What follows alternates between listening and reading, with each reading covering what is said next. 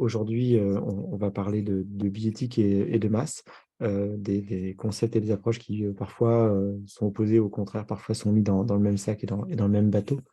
On va pas traiter de l'ensemble du sujet. Je pense pas qu'une heure y suffirait, malgré les intervenants de qualité que nous avons. Mais par contre, on va se concentrer sur, un aspect des choses qui est, la standardisation, puisque c'est notre fil rouge.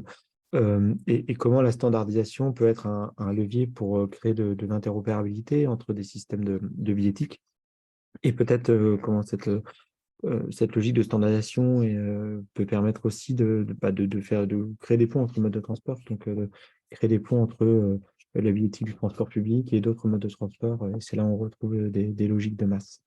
Donc comme à notre habitude, hein, c'est un format, très ouvert de discussion. Il n'y a pas il y a pas une trame extrêmement, détaillée pour cette heure. On a le plaisir, d'accueillir, comme témoin, Aurélien Geiss, qui se présentera de la région Grand Est, tout à l'heure et qui, fera aussi un retour d'expérience particulier sur ce qu'est en train de faire la région Grand Est depuis quelques mois, avec un déploiement de solutions de QR code. Mais au-delà voilà, de ce témoignage, hein, le but, c'est d'ouvrir des discussions sur les questions d'interopérabilité, entre, systèmes de billettique, les problématiques que ça pose.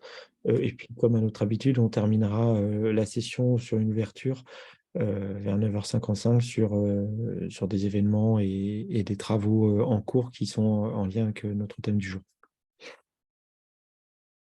Sans plus attendre, peut-être Aurélien, si je vois que tu es là, je te peut-être laisse la parole pour, à la fois te présenter et puis dire quelques mots un petit peu je pense que beaucoup de personnes participants sont familiers de ce que vous faites dans la région Grand Est, mais je pense que c'est intéressant à la fois de rappeler ce que vous faites, pourquoi vous l'avez mis en œuvre et puis ensuite ouvrir la discussion dans la foulée.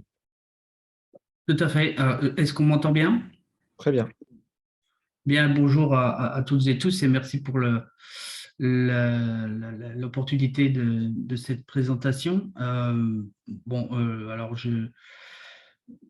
pour reposer juste un tout petit peu le cadre de ce que fait effectivement la région Grand Est, alors je ne sais pas si je peux partager un support assez succinct d'ailleurs, mais partager l'écran. C'est quand même beau, la technologie, c'est magnifique, j'adore. Voilà, je suppose que ça arrive sur vos écrans, peut-être. Nickel, c'est bon. OK. Bon, juste pour étayer un petit peu mon propos, donc je suis Aurélien Geiss, chef de projet de mobilité servicielle ou masse, selon comment on aura envie de le nommer, en charge des sujets billettiques, distribution digitale, tarification multimodale à la région Grand Est. Et comme chacun le sait, la région Grand Est, les régions d'une manière générale, en France, sont chefs de file des mobilités et de l'intermodalité en particulier, et donc à ce titre coordonnent un certain nombre de projets et s'emparent des sujets masse spécifiquement. Et donc dans ce cadre, voilà où personnellement je me situe et où se situent les projets menés par la région, au sein de la direction générale adjointe des mobilités et plus spécifiquement au sein d'un service qui s'appelle la mission de projet intermodalité et modernisation des services à l'usager. Je m'excuse pour certains qui auront déjà vu ces slides lors d'événements récents, mais voilà, ça permet de poser juste un petit peu le contexte et le cadre dans lequel nous travaillons. La gouvernance qui est en place au niveau de la région est supportée, est sous-tendue par une charte qui s'appelle la charte de l'intermodalité et des services à l'usager, à laquelle 41 collectivités sont signataires. Cette charte a été signée en 2019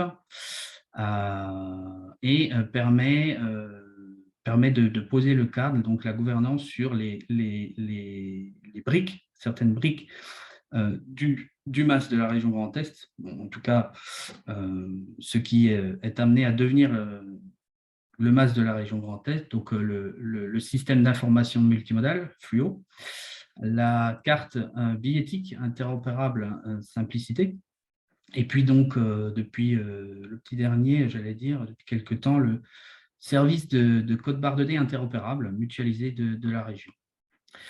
Un bref coup d'œil sur le paysage billettique, qui est un des deux projets dont j'ai la responsabilité. Donc, la carte simplicité, qui est donc, on a une interopérabilité de support, hein, en région Grand Est, et qui est la carte billettique historique de l'ex-région Lorraine, étendue à toute la région Grand Est depuis mai 2019. Donc là, je vous ai mis une cartographie euh, qui reprend l'ensemble des collectivités, autorités organisatrices de mobilité sur le territoire, parmi lesquelles celles qui sont utilisatrices de la carte simplicité, donc qui l'acceptent et qui la distribuent à leurs usagers. Voilà. Et celles qui sont simplement acceptrices de la carte billettique, ou et ceux qui le deviendront, nous l'espérons, plus tard. En tout cas, c'est l'objet. Donc, on voit qu'il y a quand même un maillage intéressant sur le territoire de cette interopérabilité billettique, avec 12 réseaux distributeurs, 11 réseaux accepteurs, et puis en complément l'historique des réseaux départementaux de lignes interurbaines, les réseaux des départements de la Moselle et de la Meurthe-et-Moselle en particulier. Voilà. Ça, c'est pour la billettique carte. Et puis, l'autre volet, c'est la partie QR code, code barre de D, donc la distribution ou la billettique digitale, on va dire, qui a une historique qui s'inscrit, qui est un peu plus récente, hein, mais toujours dans ce même cadre de gouvernance supporté par la charte de la région Grand Est. Fin 2017, une démarche collective a été initiée pour réfléchir à la vente de titres de transport interopérables sur des applications mobiles pour venir complémenter le dispositif de carte billettique déjà existant. 2 groupes de travail créés, l'un avec les autorités organisatrices de mobilité du territoire et un autre avec des industriels et des exploitants de transport volontaires. Et donc, tous ces travaux ont débouché en décembre 2019 sur un projet de création d'une plateforme de génération de code barre de D mutualisée régionale. S'en est suivi le lancement d'un marché public et l'attribution de ce marché à un industriel en mars 2021.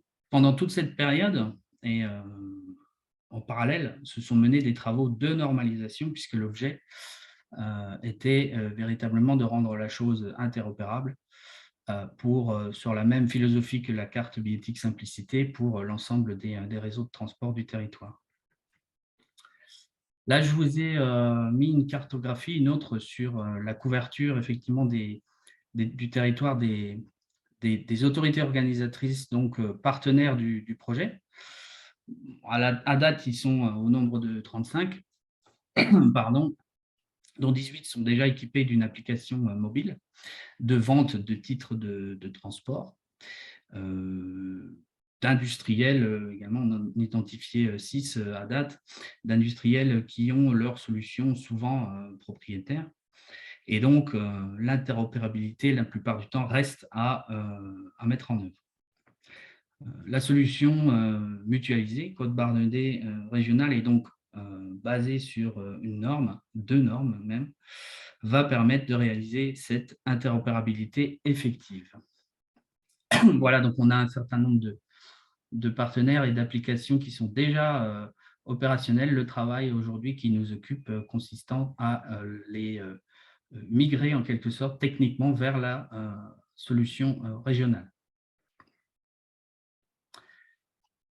Très rapidement, ce projet, plus pour vous exposer la dimension transversale de ce projet, évidemment le maître d'ouvrage étant la région Grand Est et moi-même en tant que chef de projet. Au sein de notre direction générale adjointe et des mobilités, mais également avec d'autres collègues de la DSI, direction du numérique, et puis du service de valorisation de la donnée qui s'appelle Data Grand Est. Et nos partenaires de l'équipe projet, donc très, très actifs et très, j'allais dire, indispensables sur la bonne réalisation, avec Worldline, la société qui a réalisé la plateforme Nextandis, notre assistance à maîtrise d'ouvrage. D'ailleurs, il me semble avoir vu Catherine. Bonjour Catherine, dans la liste des personnes présentes. Et puis, nous avons travaillé de manière transversale avec la plupart des collectivités, autorités organisatrices du territoire. Je n'ai pas mis les 35 ici, hein, mais elles sont toutes partenaires. Et puis, les réseaux, donc parmi lesquels les exploitants, et en particulier SNCF, la compagnie des transports strasbourgeois, la CTS, très actif et partie prenante sur le projet depuis le tout début. Pas mal d'industriels qui ont mis la main à la pâte pour participer à ces travaux dès le début, et puis aujourd'hui pour mettre à jour leur système. Et puis bien sûr, sur la partie normalisation, le GART, l'UIC, avec l'AFNOR, sur les travaux qui ont conduit aujourd'hui à la publication de ces normes. Alors, un petit focus sur ce travail de normalisation. Je pense que la question qui intéresse pas mal ici aujourd'hui, c'est pourquoi. Bon, comme je le disais à l'instant, avec la cartographie, on a un paysage en Grand Est où on a plusieurs industriels avec plusieurs applications mobiles qui vont nous expliquer souvent que leur solution est la meilleure. Néanmoins, se base-t-elle sur un standard? Donc, le constat a été fait que chaque application mobile était limitée à la vente d'un titre ou de plusieurs titres pour un seul réseau,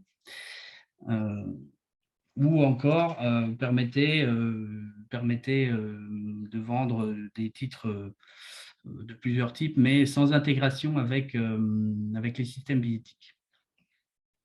Donc, ça portait des restrictions d'usage pour l'intermodalité, tout simplement. Et ce constat a été fait pour l'ensemble, alors ça a été fait en région Grand Est, mais a été fait nationalement, j'allais dire.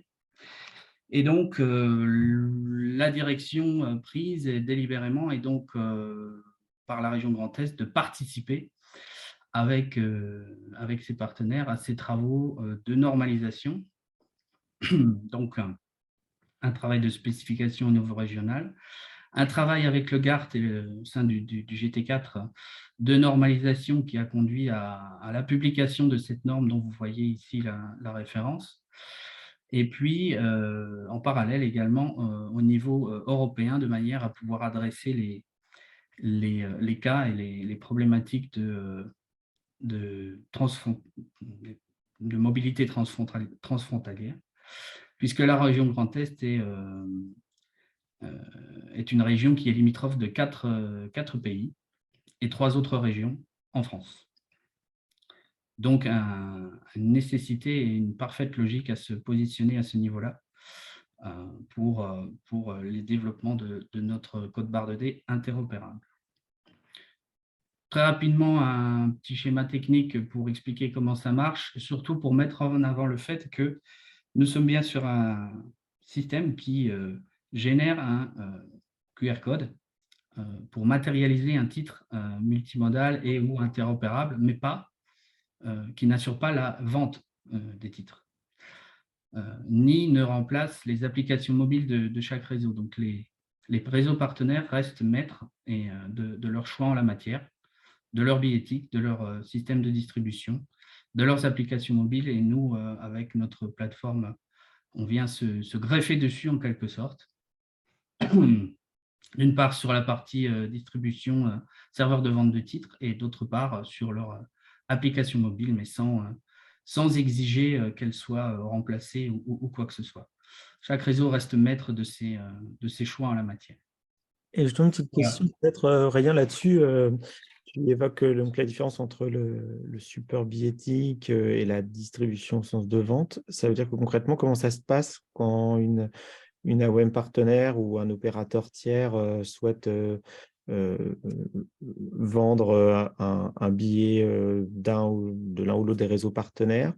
Est-ce que vous, la plateforme, vous permet d'émettre un QR code, mais du coup, concrètement, par exemple, que ce soit MyBus qui était là ou d'autres qui sont cités comme partenaires ou tout autre opérateur, comment ils font dans la pratique? Ils s'adressent directement à vous au point d'entrée régional en disant bah, tiens, je voudrais un billet pour Strasbourg ou pour une autre AOM partenaire, euh, ou le chemin est un petit peu différent. Alors, la première des choses à faire, ça va être pour eux de se mettre d'accord. Est-ce que je suis d'accord pour que tu vendes mes titres et est-ce que tu es d'accord pour que je vende les tiens? Je prends un exemple entre… Donc ça, c'est pas au niveau de la région, c'est au niveau avec chaque AOM, quoi. On va avec les 35 AOM, là, dans le cas présent. Qui sont... Dans le cas présent, alors on pourrait en imaginer beaucoup de situations différentes, mais si on prend un exemple entre deux réseaux euh, de collectivités, en tout cas deux grandes villes pour lesquelles il y a pas mal d'intermodalité, on va prendre entre Strasbourg et Mulhouse, par exemple, ou entre Mhm. Strasbourg et Nancy. Ouais. Euh, Ça les intéresse l'un et l'autre de vendre les titres de leur réseau, de l'autre réseau. Ouais. Alors, la première des choses à faire, ça va être de se mettre d'accord entre eux.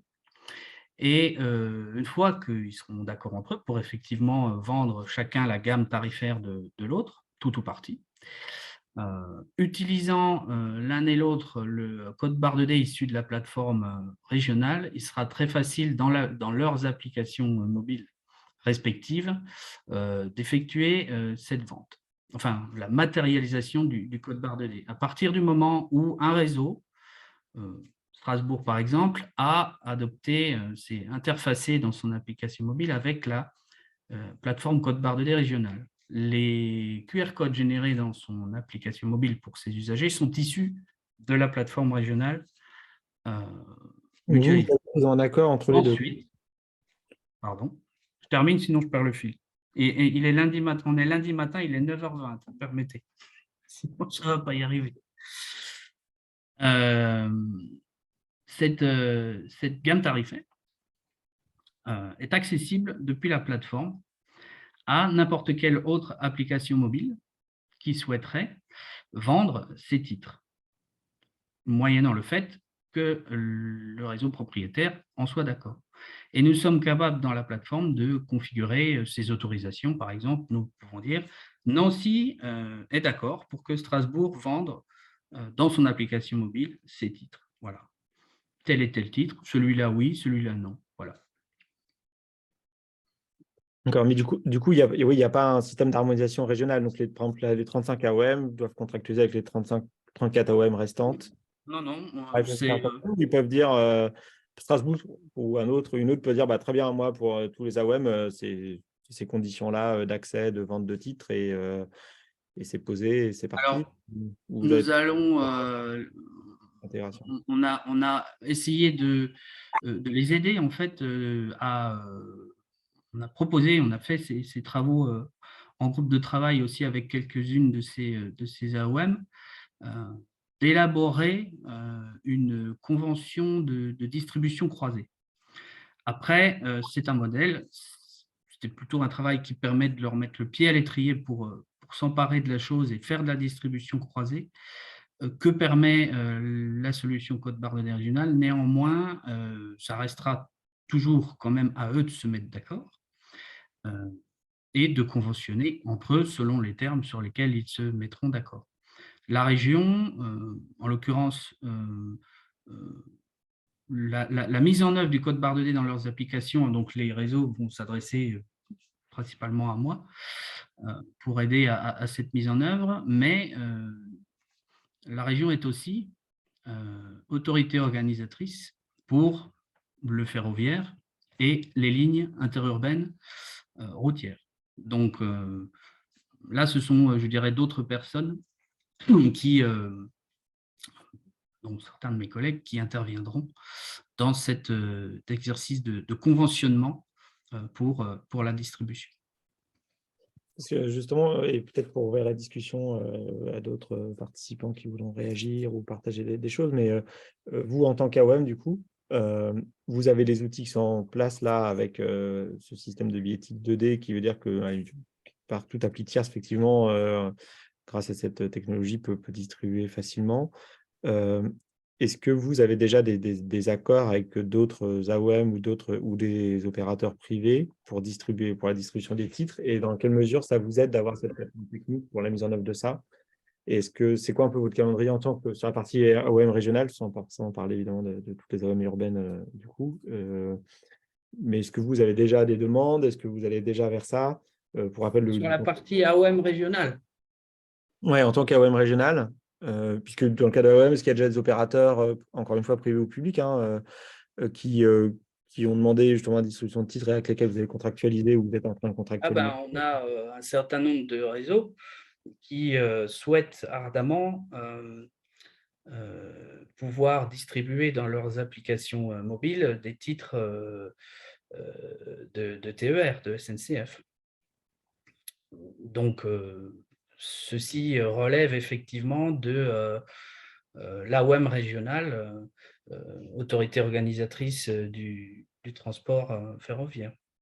Donc vous, c'est faisable techniquement avec les codes barres 2D, c'est ça? Et après, c'est plus un système de contractualisation à mettre en place. Voilà, comme vous le savez, la SNCF propose une API qui s'appelle la prise TER pour vendre ses gammes de titres, qui nécessite une contractualisation bilatérale avec le réseau qui souhaitera les vendre. Donc là, ils peuvent discuter directement avec, avec TER et donc sur les aspects techniques de faisabilité. Après, une fois que l'application mobile du réseau est en capacité de vendre ces titres-là, on pourrait tout à fait imaginer que la matérialisation de ces titres soit faite par la plateforme code barre 2D régionale et donc que notre plateforme génère les codes barres 2D pour les titres ferroviaires. C'est l'intérêt, hein. Et en particulier pour les titres multimodaux, TER plus réseau urbain ou TER plus réseau urbain plus un autre réseau urbain. C'est aussi des choses qui sont faisables. Donc le réseau TER, ça veut dire qu'ils font partie des réseaux qui sont capables de reconnaître le code barre en question, quoi, ou qui vont l'être un de ces jours. Qui vont l'être un de ces jours. Voilà, en effet. Est-ce je vois qu'il y a des réactions, il y a Mélanie Mélanie Vessil, la GTM, qui a levé la main, je t'en prie. Et puis peut-être d'autres pendant ce temps-là vont pouvoir préparer leurs questions ou leurs réactions ou d'autres témoignages. Vas-y, Mélanie.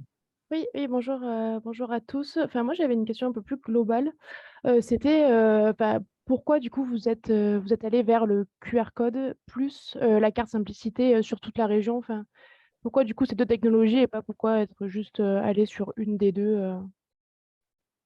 Il y a une vraie complémentarité dans les usages sur la région, en tout cas chez nous, entre la carte billettique simplicité et le QR code, le format code barre 2D dans les applications mobiles. La carte billettique simplicité, historiquement, comme je disais, issue de la région Lorraine, est plutôt destinée à un usage pour des abonnés, que ce soit sur le TER ou sur des réseaux urbains tels que Nancy, Metz, Épinal, historiquement partenaire et fondateur, je dirais, de la carte simplicité. Ça remonte aux années 2000, hein, c'est assez, je n'étais pas encore là. Donc, je raconte ce que j'ai appris de cette genèse. Mais toujours est-il que la carte simplicité est vraiment très prisée par les voyageurs abonnés. Et elle permet d'ailleurs de faire de l'abonnement combiné, ce qui est extrêmement pratique. Le code barre 2D, techniquement, le permettra aussi, mais plus destiné à un public de voyageurs occasionnels qui viennent dans la région ou qui voyagent sur un autre réseau de manière ponctuelle. Voilà, qui n'ont pas forcément besoin d'une carte billettique. Donc, il y a une vraie complémentarité à venir, à utiliser le code barre 2D. C'est pour ça que ce choix a été fait. Après, ça nécessite, ça nécessite un smartphone et en l'occurrence, c'est compatible avec tous type de smartphone. Voilà, il suffit de l'afficher, ce qui, au moment de faire le choix, était un critère absolument déterminant. Et donc, ça veut dire qu'aujourd'hui, tous les contrôleurs savent contrôler les deux technologies ou du coup, quand il y a un contrôle dans un tramway, comment ça se passe Ah bah si on prend l'exemple de Strasbourg ou de Nancy, oui, les contrôleurs sont en capacité de contrôler aussi bien du code barre 2D avec un lecteur optique sur un smartphone qu'une carte billettique. Ok, donc dans les deux. Simplicité, c'est le cas aussi sur le réseau SNCF TER. Hein. Ok. Ouais. C'est Catherine. Je Bonjour, m'excuse, Catherine. j'interromps. Bonjour à tous. En fait, la solution qui a été envisagée pour les contrôles, c'est dans un premier temps, de faire comme c'est réalisé aujourd'hui. Donc, par exemple, sur Strasbourg, il y a un équipement de contrôle qui est développé par Cubap, qui a intégré ce nouveau code barre 2D.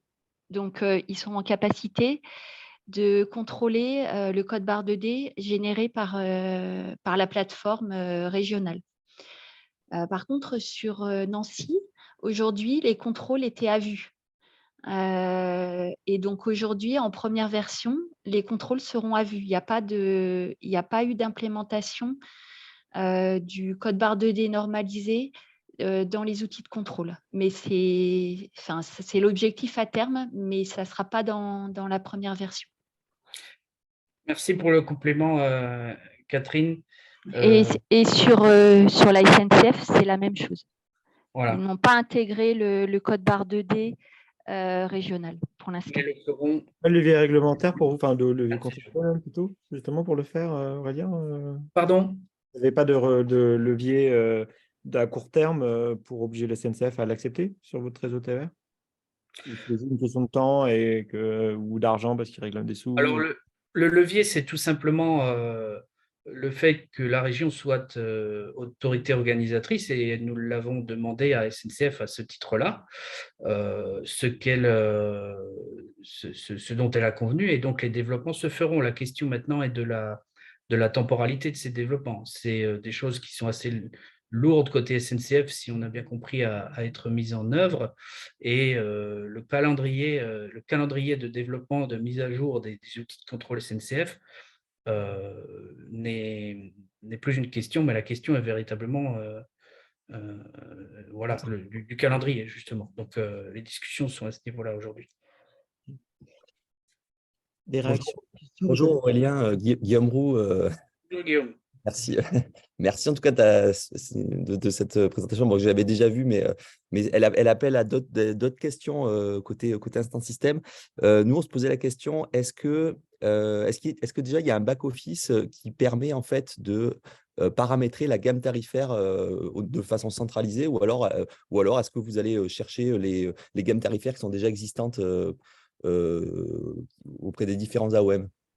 Non, comme dit, la plateforme régionale ne s'occupe pas de la vente, ne s'occupe que de la matérialisation du titre. Donc, il y a un travail de paramétrage préalable à faire avant l'interfaçage avec une application mobile. Donc, oui, il y a un back-office dans lequel il faut rentrer ce paramétrage qu'on nomme aussi, nous, dans le projet instanciation, mais qui est à faire une seule fois. Donc, une gamme tarifaire qui comprend 10, 15, même 20 titres, voilà, c'est un travail à faire une seule fois par l'exploitant de la plateforme Worldline, et une fois que c'est fait, c'est fait. Si un deuxième réseau veut utiliser ces mêmes titres, le travail est déjà fait pour les vendre.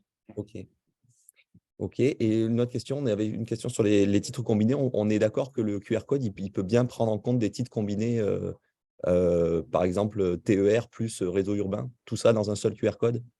Oui. C'est l'essence même du projet et le besoin initial qui a été détecté et qui nous a conduit à mener ce projet et à travailler à conduire tout ce travail de normalisation en parallèle de la réalisation du projet. Ok. Merci. Et dernière question, tu parlais de la prise TER tout à l'heure. Est-ce qu'il faut comprendre que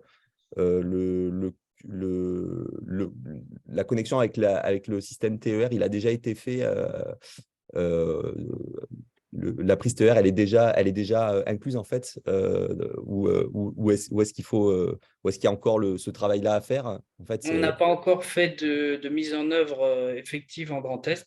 Ceci étant, la prise TER, elle est déjà utilisée par plein d'autres réseaux en France. Je sais qu'elle l'est ouais, en en Auvergne-Rhône-Alpes, région En sud. région sud. en Mm. région sud également. Voilà. Mm. Ouais. Par contre, il y a quand même une petite précision, c'est que il y a certains titres qui sont déjà combinés avec la SNCF sans utiliser la prise TER. Il y a des titres sur Nancy, par exemple, que l'on a déjà instanciés, qui sont TER plus les 3 réseaux de la métropole de Nancy. Donc, typiquement, cet exemple que cite Catherine, c'est l'exemple d'un titre multimodal de 4 réseaux. Donc, dans un seul code-barre de D, issu de notre plateforme, l'usager peut voyager sur 4 réseaux. Ok, bah, ça répond bien à la question. Merci beaucoup, Aurélien.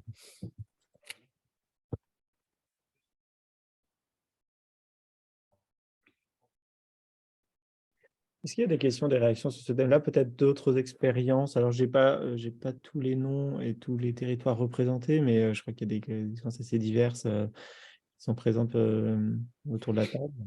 Est-ce que c'est dans toutes les régions, pour tous les AOM, ça fonctionne?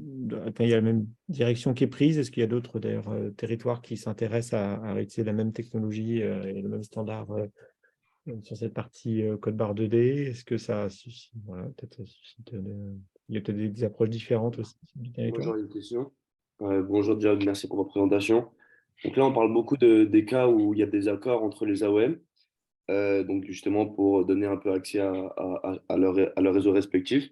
Mais ma question, en fait, par rapport où je travaille, donc Distribution, qui est une entreprise allemande, nous, en fait, on fait des intégrations de tickets, de billetterie sur des plateformes comme Booking.com, Expedia, TripAdvisor. Donc, en fait, justement, par rapport à la loi de l'orientation des mobilités, l'article 28 qui stipule que à partir d'un certain moment, les AOM sont un peu dans l'obligation, devraient être ouverts à donner accès à leur titre de transport, bien sûr de manière contractuelle. Comment ça se passe ça par rapport à la plateforme Fluo que par exemple vous avez en place du Grand Est? C'était justement pour savoir dans ce cas-là comment ça marche. Dans le cas où on n'est pas des AOM qui voudraient justement donner aussi accès à notre réseau, puisque dans le cas, ce ne serait pas intéressant pour votre part, mais si on est une entité X ou Y qui voudrait justement avoir accès au même montant d'informations, au même montant de données qu'une autre AOM pourrait être capable d'avoir. C'est une question très importante, Jade. Merci beaucoup. Sur le site Fluo que vous évoquez, c'est le système d'information multimodal de la région Grand Est qui est aussi amené à évoluer dans les prochaines années. Ça fait partie des réflexions d'évolution de notre masse. Alors là, tout de suite, je vois que mon collègue Tristan Boursicot, en charge du SIM, vient d'activer sa caméra et de lever la main, et je suis sûr qu'il a très envie d'apporter un élément de réponse. Je sais que tu saurais répondre, Aurélien, mais je veux bien compléter. Bonjour à tous. Et merci encore, Aurélien, pour la présentation. Je la connais bien aussi, mais ça fait toujours du bien et tu la présentes toujours aussi bien sur les projets en cours et à venir pour la région, du côté du code par 2D.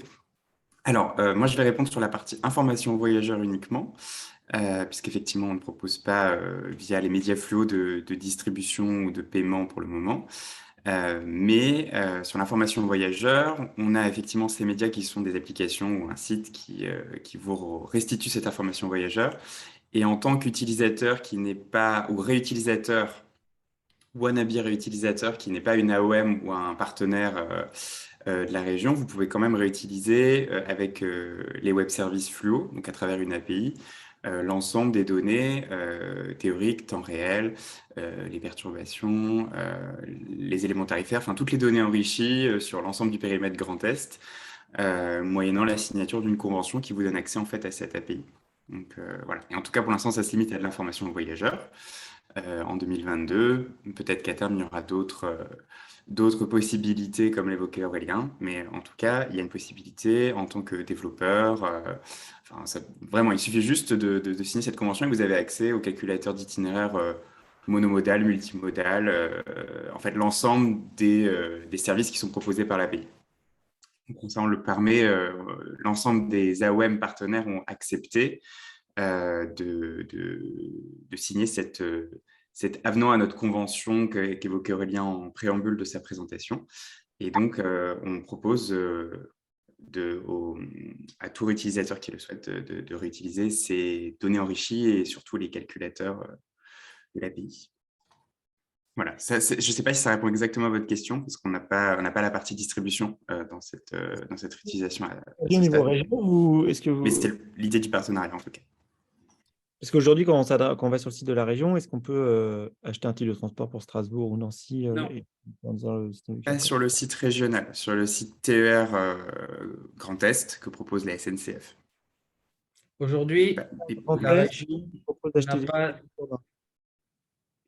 la région, nos sites à nous, nos médias, pour l'instant, n'incluent pas la fonction vente de titres. C'est dans les tuyaux, on y réfléchit. C'est sans doute pertinent pour un certain nombre pour certaines gammes tarifaires, pour d'autres, les réflexions sont en cours. Pour l'instant, il n'y a rien qui est véritablement arrêté là-dessus, et les réflexions sont en cours. Pour reprendre tout à l'heure, je ne sais pas si on a complètement répondu à la question de Jade, l'ouverture de la distribution, pour répondre à l'article 28 de la LOM, effectivement, c'est quelque chose dont je parlais à un moment donné, je crois, dans ma présentation initiale, sur les conventions de distribution croisées. Donc, effectivement, il est possible, moyennant le fait que des opérateurs tels que ceux que vous évoquiez, Jade, se mettent d'accord avec un réseau propriétaire d'une gamme tarifaire, d'aller chercher la matérialisation code barre de D de ces titres sur notre plateforme. Et pour compléter cette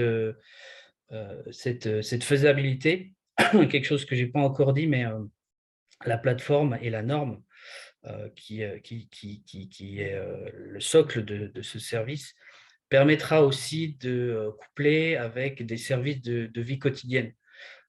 Donc ça c'est assez important. Ouverture, parc à vélo, parking relais, ce genre de choses, je n'ai pas tous en tête, mais voilà. D'accord.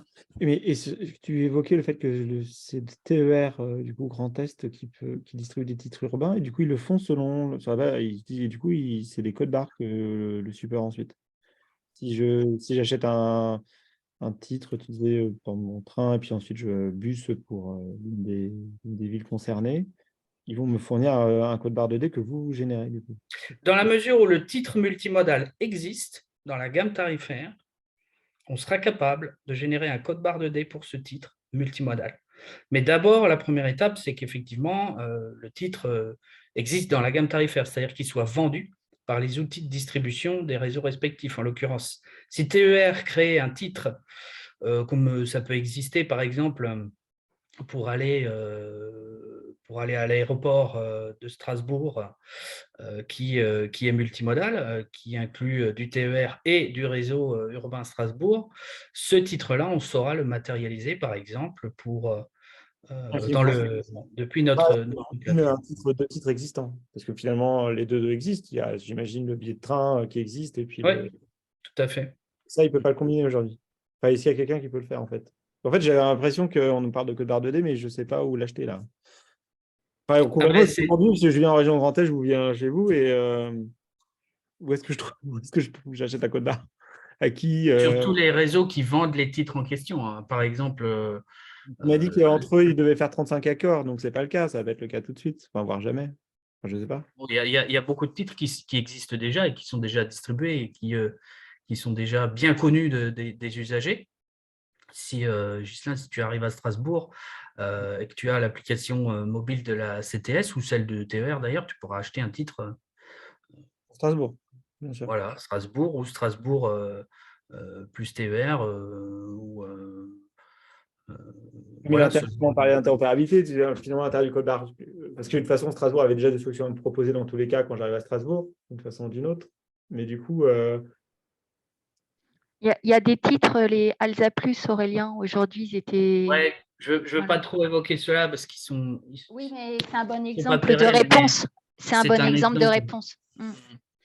C'est le cas de ce qu'on évoquait tout à l'heure sur Nancy, hein, les titres mixité, c'est un peu le même principe. C'est des titres multi-réseaux qui sont vendus par Strasbourg, par la CTS ou par TER également, et par tous les réseaux partenaires de ce titre en fait. d'accord. Encore une fois, hein, la philosophie de la plateforme Code Barre 2D n'est pas de remplacer les systèmes de distribution des réseaux, ni leur Pas canaux de vente. vocation à aider les AOM ou à centraliser le rôle des Mm. AOM sur la distribution, quoi. En tout cas, pas sur la région Grand Est, quoi. C'est une autre responsabilité, j'allais dire, une autre tâche que nous avons à faire en tant que chef de file de l'intermodalité. Mais nous n'avons pas, nous, région, vocation à remplacer et à prendre la place des systèmes de distribution de chaque réseau. Chacun restera souverain en la matière. Je pense que c'est un peu derrière la question de Jade, moi je percevais ça, c'est cette question de finalement il y a entre 300 et 700 AOM en France, enfin, personne n'est d'accord sur le nombre, mais évidemment elles n'ont pas toutes les mêmes tailles manifestement, mais il y en a au moins 300, et du coup comment un opérateur public ou privé peut faire, et même à l'échelle régionale, là, tu parlais de 35 tout à l'heure, et ce n'était pas encore toutes, pour gérer ce type de choses, enfin en fait…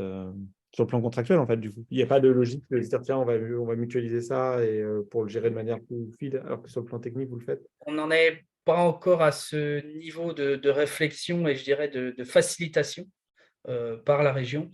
Voilà, on vient de mettre en production, hein, en réalité. Donc, c'est 2 ans, non, c'est plus que ça, c'est 3 ans, un peu plus de 3 ans de travail qui se concrétisent là tout récemment.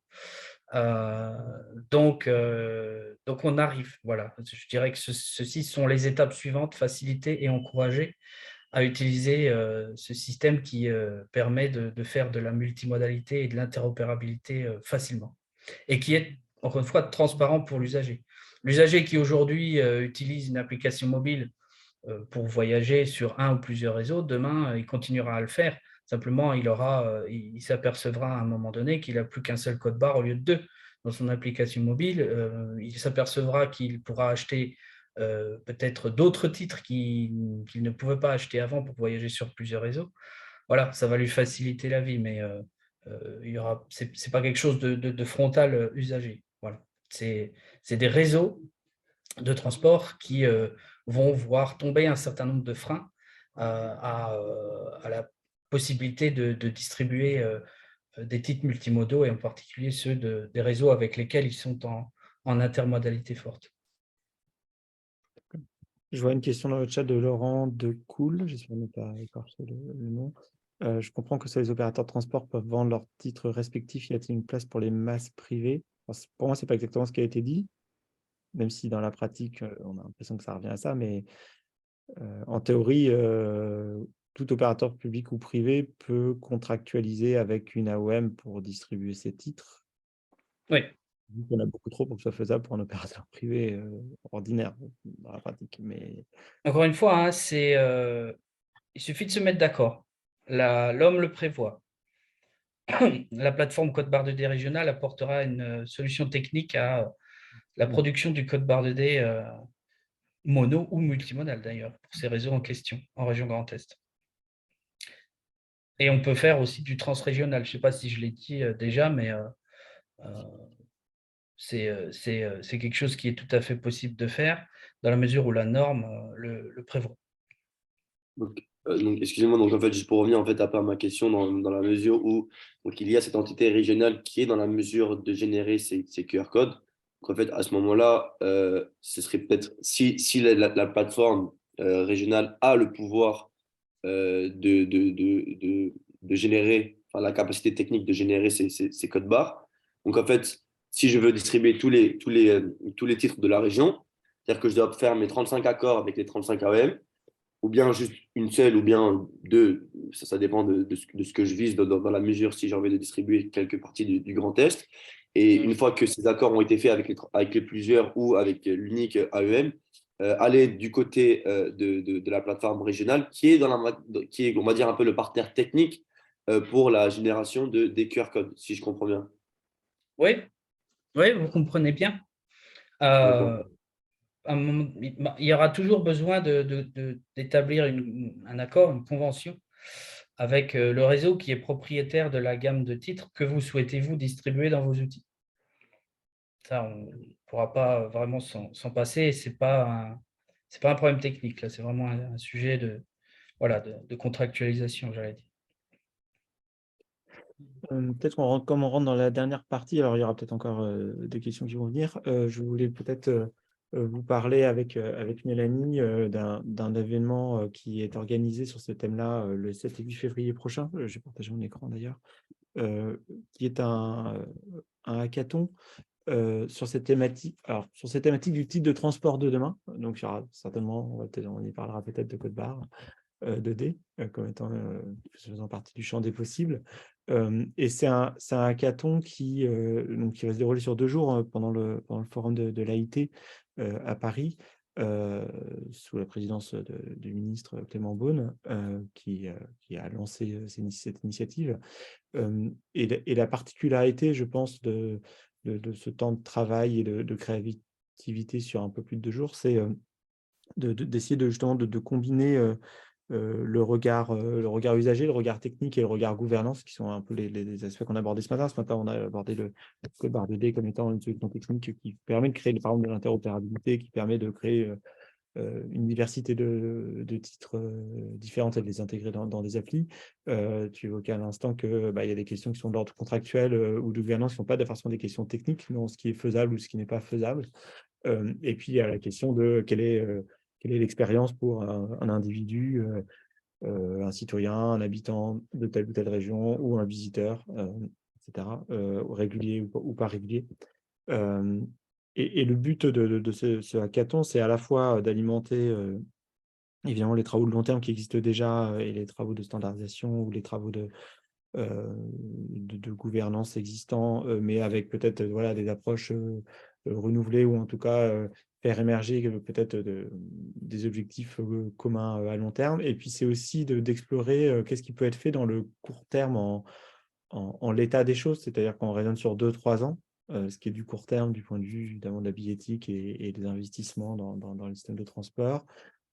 Qu'est-ce qu'on peut faire avec l'existant dans une réflexion à échelle soit nationale, soit justement multirégionale ou tranche régionale ou transfrontalière, puisque évidemment les sujets européens sont aussi d'importance. Il y a beaucoup de régions françaises tout de même qui ont des voisins. Donc en tout cas, vous êtes tous évidemment invités à participer à ce hackathon, puisque en termes de participants, on ouvre le hackathon aussi bien à des experts techniques, des gens qui travaillent dans les AOM, dans différents types d'opérateurs de transport ou de mobilité ou de masse, mais aussi un public élargi d'étudiants, chercheurs, société civile, qui apportent aussi des regards différents dans les groupes. On aura l'occasion de proposer un temps dédié de présentation de début janvier, un webinaire dédié au sujet, la phase des préinscriptions étant d'ores et déjà ouverte. Mais voilà, comme il nous reste quelques minutes, on peut éventuellement en parler un petit peu sur les objectifs. Peut-être que Mélanie, tu pourras aussi rajouter des choses. Il y a peut-être déjà des questions, puisqu'on échange beaucoup d'entre vous d'ailleurs sur ce thème-là. Donc, ça peut être l'occasion d'adresser quelques questions. Je crois que je peux partager le écran.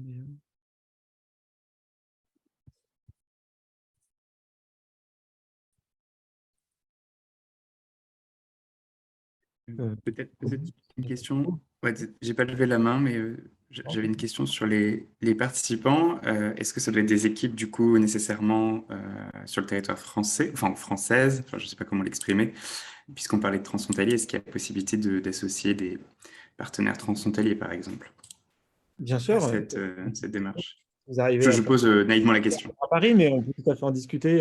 Et en tout cas, il n'y a aucune raison, a priori, de se limiter, bien au contraire, ça fait un grand enrichissement. Donc, si par exemple, effectivement, vous avez des collègues de l'autre côté de la frontière, par exemple, avec lesquels vous travaillez, vous les sollicitez, ça peut être l'occasion.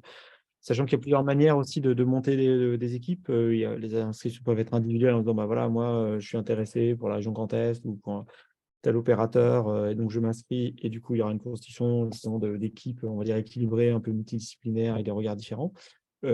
Et on laisse la possibilité éventuellement à ceux qui souhaiteraient arriver directement proposer directement une équipe de justement 5-6 personnes qui est déjà pluridisciplinaire, qui permet d'avoir, qui est dans la logique du hackathon. Alors, ce ne sera pas toutes les équipes de cette forme-là, mais c'est aussi une possibilité qui est offerte et qui est laissée ouverte. Donc, il y a plusieurs manières de le faire.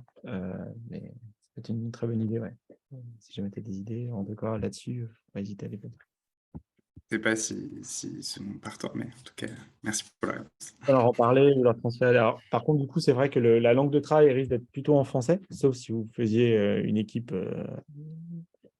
je ne sais pas, germano, suisse, français, j'en sais rien, mais voilà. Mais de base, la langue de travail est plutôt le français, même s'il peut y avoir des adaptations au cas par cas, avec plaisir.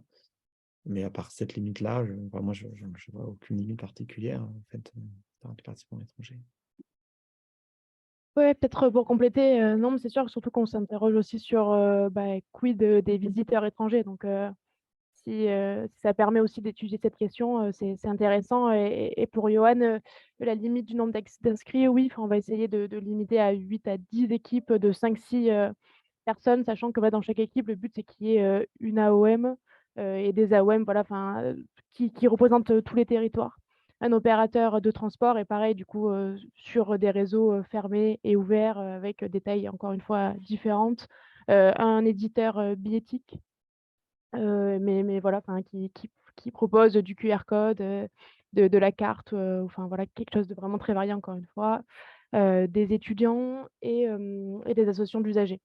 Et également aussi toute une partie bureau d'études qui travaille sur ces sujets-là. Donc, c'est vrai qu'en fait, qu'au final, par type d'acteur, ça représente voilà, 8 à 10 acteurs du même secteur, enfin, de la même catégorie.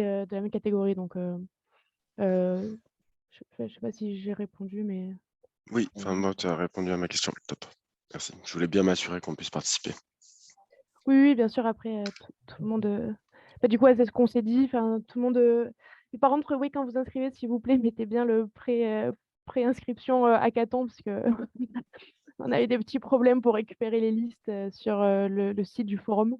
Mais voilà, après, on essaiera de revenir vers vous le plus vite possible pour délimiter les équipes. Top. Merci.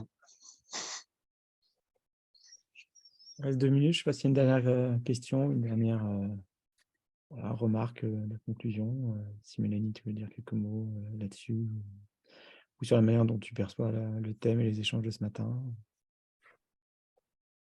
Non, en tout cas, merci beaucoup Aurélien pour la présentation. Merci pour les échanges. Et c'est vrai que du coup, ça signifie vraiment qu'il faut faire le lien entre, grâce à l'article 28, entre le monde de la billettique et celui des masses, du numérique. Et donc, l'exemple du Grand Est est un bon exemple. Et donc, on espère que, que le hackathon, en tout cas, proposera des solutions qui ira vers cette belle interopérabilité, ou en tout cas, on s'en rapprochera. Et puis affaire à suivre, je pense qu'il y a beaucoup de travail qui va être initié sur ce volet-là en 2023. Et donc, c'est une première brique, en tout cas, vers quelque chose de plus grand.